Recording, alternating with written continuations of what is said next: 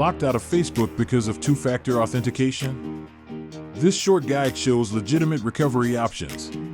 First, use the login page's forgot password link to locate your account safely. Try alternate recovery methods such as your email, recovery phone number, or previously used devices.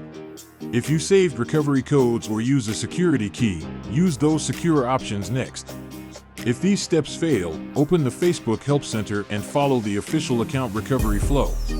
You may be asked to verify your identity by securely submitting a government ID for review.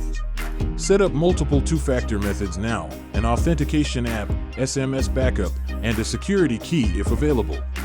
Save recovery codes offline and store them inside a secure password manager or physical safe. Add trusted contacts in your Facebook settings so they can assist with recovery if needed. Enable login alerts and routinely review active sessions to spot any suspicious activity early.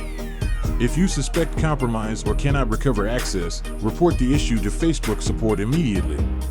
Recap: always use official recovery channels, verify identity when requested, and strengthen your two-factor setup.